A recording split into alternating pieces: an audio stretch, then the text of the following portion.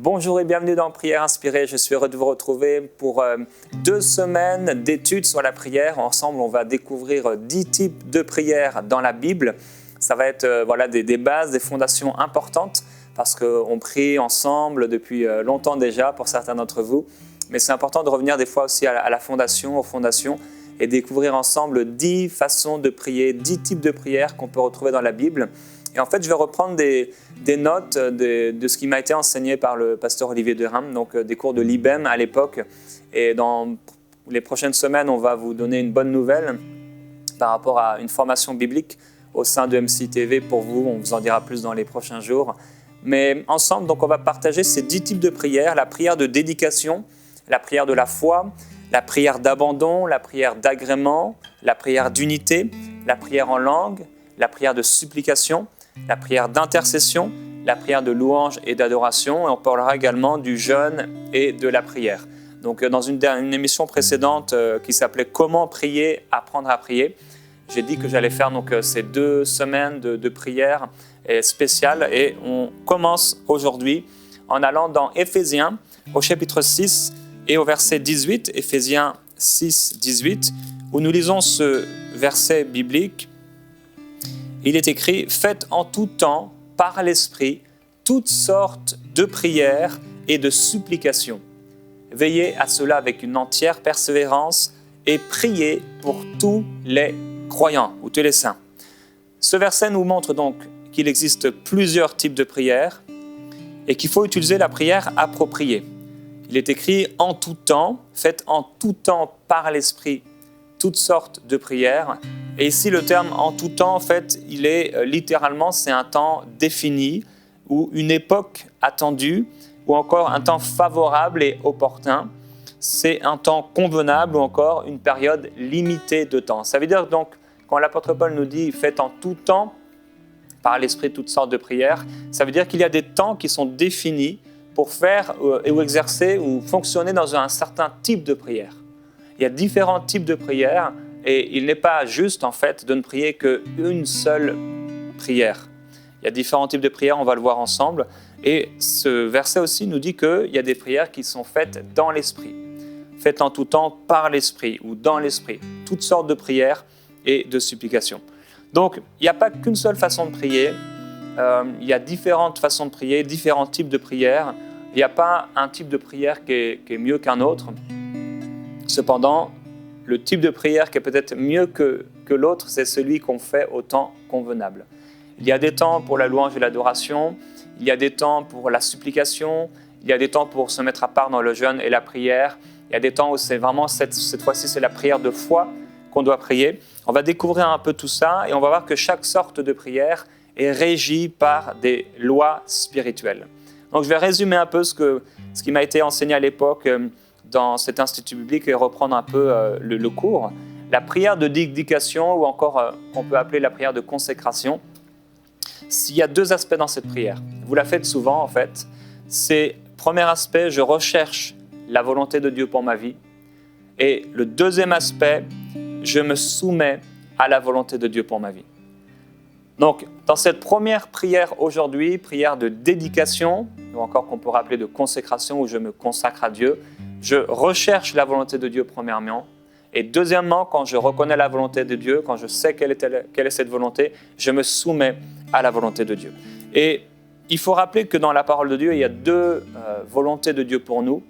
Il y a la volonté générale de Dieu qu'on trouve dans la parole de Dieu, et c'est pourquoi il est important que nous puissions lire la Bible chaque jour. Et pendant cette série, ces 2 séries de prières, je voudrais vous encourager à prendre la Bible, à voir la Bible avec vous pour qu'on puisse aller voir ensemble les différents versets bibliques que vous pourrez entourer, étudier pour vous-même. Volonté générale de Dieu qui est là dans la parole de Dieu. Quand on lit la parole de Dieu, on peut tomber sur un verset où là, il y a la volonté spécifique de Dieu qui nous est donnée. Et c'est en fait cette deuxième volonté, la volonté spécifique de Dieu qui peut nous venir quand on médite la parole de Dieu ou quand on prie simplement. Et là, Dieu nous parle d'une manière personnelle. Dans les évangiles, l'un des temps où on voit le mieux cette prière, c'est à Gethsémani. On voit Jésus, son âme est triste jusqu'à la mort, il prie et pendant qu'il prie, par 3 fois, il va faire une même prière parce que cette prière, c'est une prière qu'on peut faire régulièrement. Par 3 fois, il va dire, Seigneur, non pas ma volonté, mais ta volonté. Je ne veux pas faire accomplir ma volonté, Seigneur, mais je veux que ce soit ta volonté. Il se soumet à la volonté du Père. Il faut se rappeler que Jésus a été tenté en toutes choses comme nous, et en tout temps, il avait besoin lui aussi de se soumettre à la volonté du Père. Il le dit d'ailleurs, il dit, je ne suis pas venu pour accomplir ma volonté, mais la volonté de celui qui m'a envoyé. Je voudrais vous encourager en cette journée en vous rappelant, en rappelant à votre âme, en rappelant à votre esprit, à votre corps même, que vous avez été créé pour accomplir la volonté de votre Père Céleste. Et une bonne prière à faire, c'est Seigneur, je veux connaître ta volonté, je veux me soumettre à ta volonté, je veux vraiment dans tous les domaines de ma vie vivre au cœur de ta volonté. Je veux être pleinement dans ta volonté et vivre pour toi. Alors, on doit se soumettre, c'est tellement important, découvrir la volonté de Dieu, mais nous soumettre à la volonté de Dieu. Et ne pas faire demi-tour dès que, dans la volonté de Dieu, on perçoit quelque chose qui nous demande un effort, on perçoit quelque chose qui va nous demander ou qui va nous faire passer à travers des tribulations, mais vraiment avoir ce cœur docile, en disant, et avant même de connaître et de reconnaître quelle est la volonté de Dieu, avoir ce cœur humble et docile, disant, Seigneur, ce à quoi tu m'appelles, je veux dire oui. Je veux t'obéir. Je veux vraiment dire oui à ta volonté, quelle qu'elle soit, je veux y obéir. Alors cette prière, elle peut se prier plusieurs fois. Et dans Colossiens, au chapitre 1, au verset 9, il y a cette prière très puissante. L'apôtre Paul, il prie, il dit, je prie que vous soyez remplis de la connaissance de sa volonté, en toute sagesse et intelligence spirituelle. Je prie que vous soyez remplis de la connaissance de sa volonté, en toute sagesse et intelligence spirituelle. La sagesse, c'est comment on va appliquer la connaissance que Dieu nous donne. Alors oui, je veux prier vraiment. Et à MCI et dans toute l'équipe de MCI, nous prions pour vous. Et nous prions, et je prie aujourd'hui que vraiment, oui, vous soyez remplis de la connaissance de sa volonté. Parfois, on passe par des temps durs. Parfois, il y a aussi comme un creux. On se retrouve dans un creux. Et souvent, ce creux annonce une nouvelle saison. On est là, et d'ailleurs, avant-hier ou hier, je suis tombé sur une petite vidéo et c'était justement un énorme creux de plusieurs dizaines de mètres et c'était glissant. Il y avait un chien qui essayait de sortir de ce creux et en fait, il avait du mal à en sortir. Des fois, on est dans un creux comme ça dans notre vie. Ça devient peut-être sec, on a une sensation un peu désagréable, comme si on ne comprend pas, il y a quelque chose qui ne va pas. Ça annonce souvent une nouvelle saison. Quand on est dans ce creux-là, nous avons besoin de passer du temps dans la présence de Dieu. On a besoin de passer du temps dans la prière. Et vous savez, frères et sœurs, Dieu nous aime tellement qu'il écoute nos prières. L'apôtre Jean le répète dans son épître, dans 1 Jean, dans le dernier chapitre, il dit, oui, vraiment, oui, Dieu nous écoute. Il écoute notre prière. Et s'il nous écoute, nous savons que quoi que ce soit que nous demandions selon sa volonté, il nous l'accorde. On a besoin vraiment, oui, de se soumettre à la volonté de Dieu. Et Dieu veut nous faire connaître quelle est sa volonté. Dans Psaume, au chapitre 127 et au verset 1, Salomon dit « Si l'Éternel ne bâtit la maison, ceux qui bâtissent travaillent en vain. » Ce psaume, c'est le psaume de Salomon et ce n'est pas étonnant quand on réalise ce qu'il a bâti pour Dieu. « Si l'Éternel ne bâtit la maison, ceux qui la bâtissent travaillent en vain. » Je voudrais vraiment vous encourager, frères et sœurs. Posez-vous la question, est-ce que c'est Dieu qui est en train de bâtir ma maison ? Ou est-ce que je suis en train de bâtir moi-même, ma vie, ma maison ? Nous avons besoin de savoir. On a besoin de se poser des questions régulièrement par rapport à cette prière de dédication, de recherche à la volonté de Dieu. Seigneur, est-ce que je suis en train de faire la bonne chose ? Est-ce que je suis au bon endroit ? Est-ce que c'est le bon moment pour faire cette chose-là ? La volonté de Dieu. Dans Matthieu au chapitre 7 et au verset 26, Jésus dit « Quiconque entend de moi ces paroles ne les met pas en pratique sera semblable à un homme insensé qui a bâti sa maison sur le sable. » Pour que notre vie soit forte, pour que nous puissions vraiment tenir dans tout ce que Dieu nous demande de faire, il est important de bâtir notre vie sur la parole de Dieu. Alors à ce moment-là, on ne sera pas dans la confusion. on saura que nous sommes en train d'accomplir la volonté de Dieu. Et l'apôtre Paul dit que Dieu met en nous le vouloir et le faire.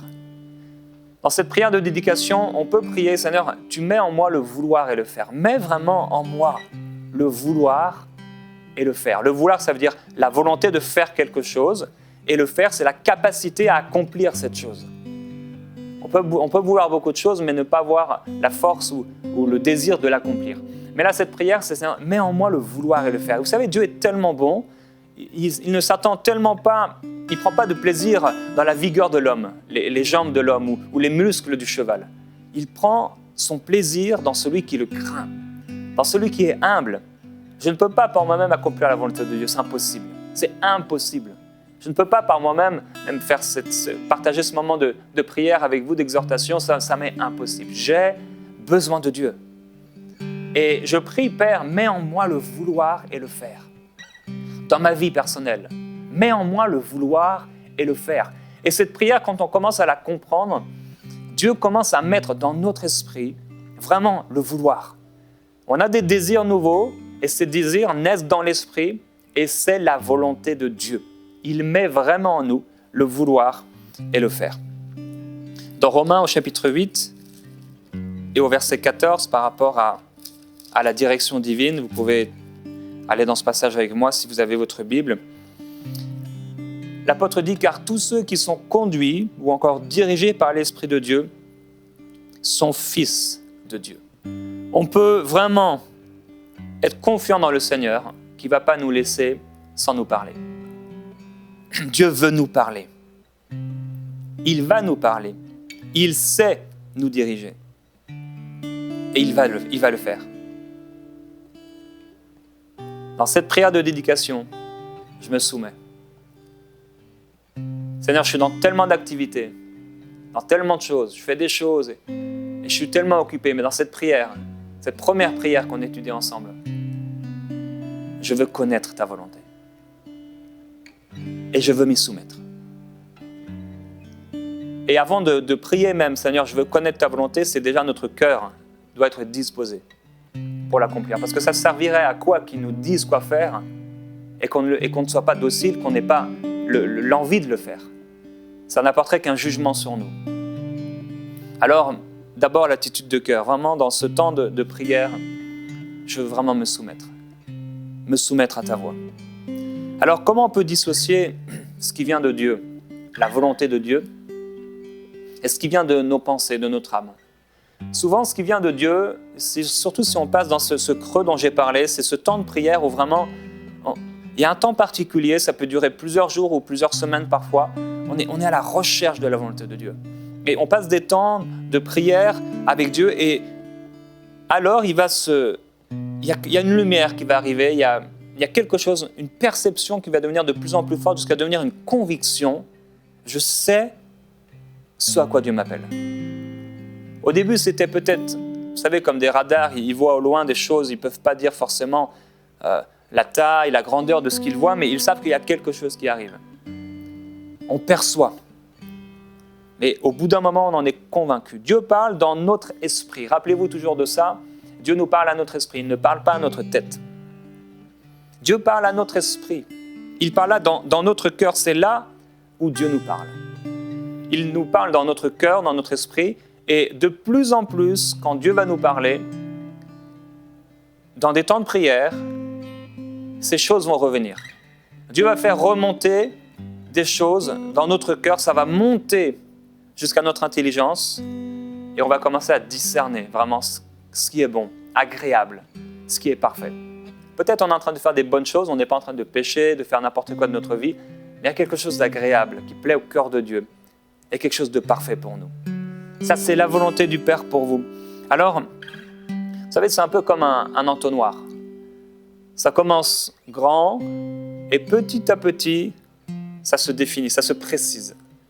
Cette prière de dédication, c'est vraiment ça. C'est l'image de l'entonnoir. C'est également l'image de... Vous savez, vous pouvez voir un globe, une carte du monde, et j'ai un globe ici. Bon, malheureusement, il n'y a pas les pays et il n'y a pas les villes non plus, mais c'est vraiment cette image.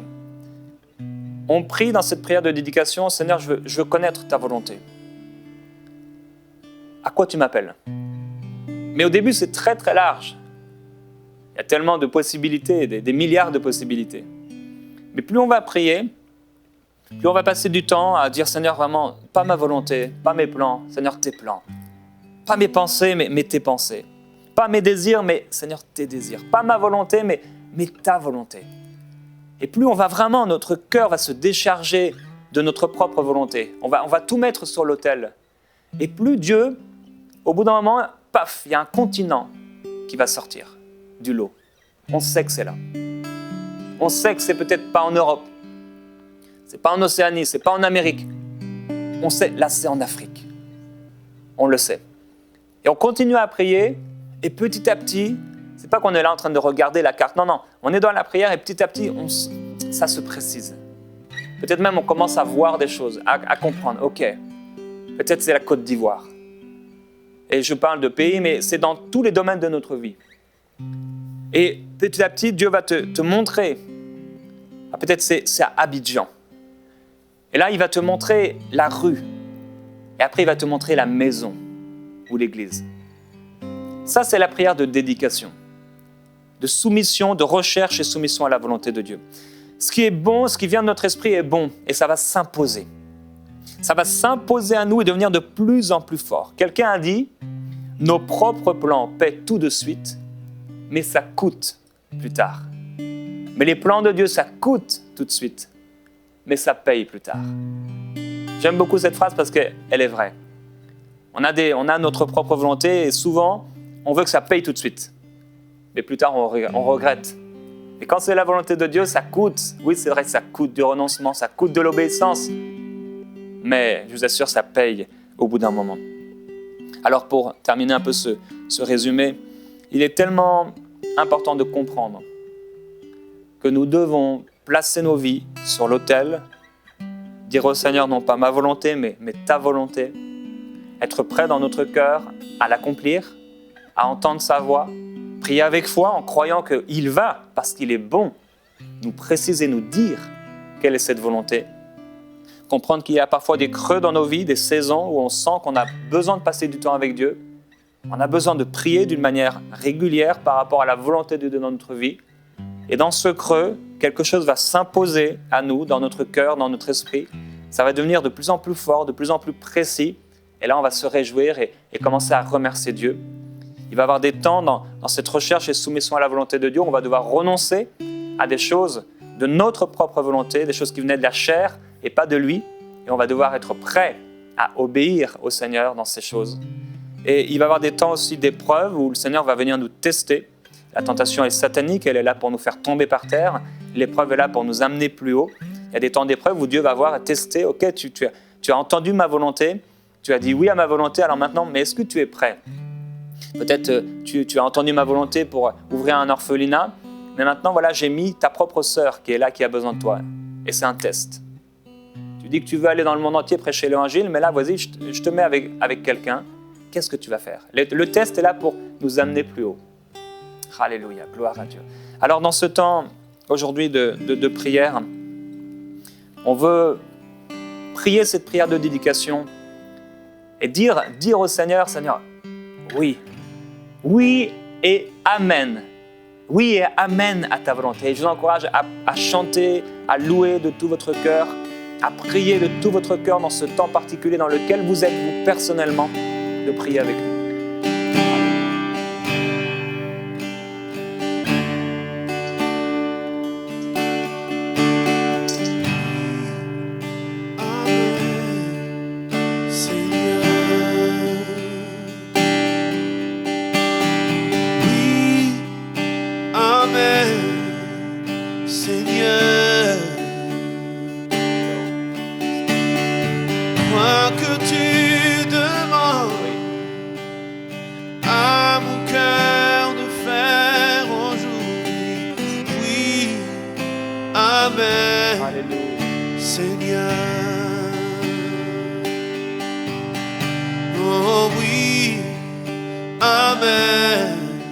Seigneur, dis oui, amen. Oui,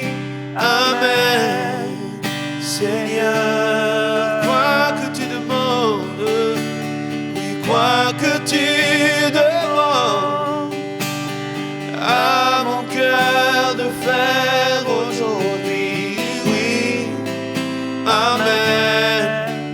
Seigneur, dis oui, Amen, oui, Amen. Seigneur, dis oui au Seigneur, oui, Amen.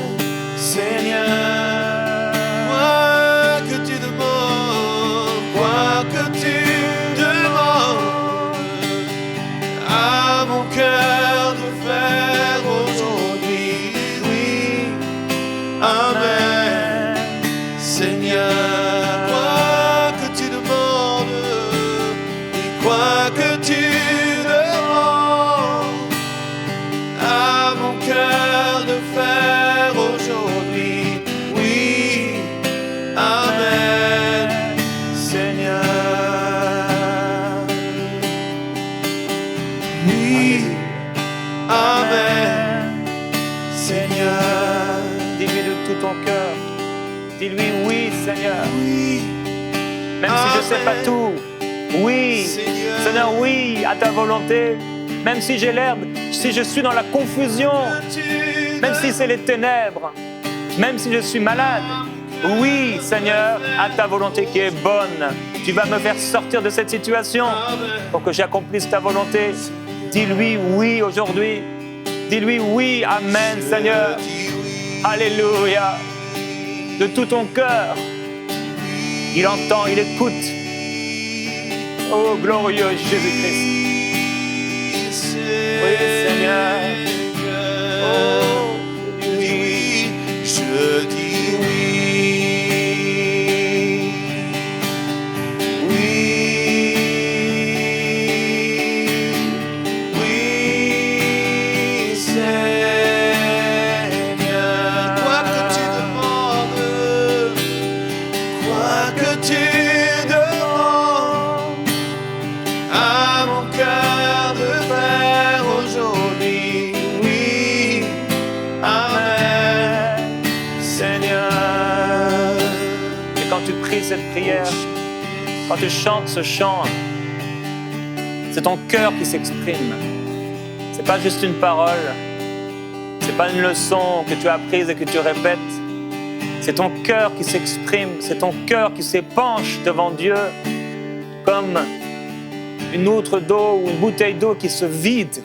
C'est ton cœur qui se vide devant Dieu en disant Seigneur, c'est pas moi, c'est pas question de moi, c'est pas question de ma volonté, c'est question de ta volonté. Fais-lui cette prière, Père. Je suis aujourd'hui devant toi, prêt à accomplir ta volonté. Me voici devant toi. Tu me connais. Tu as écrit à mon sujet, à l'avance, toutes sortes d'œuvres bonnes. Tu connais tous mes jours.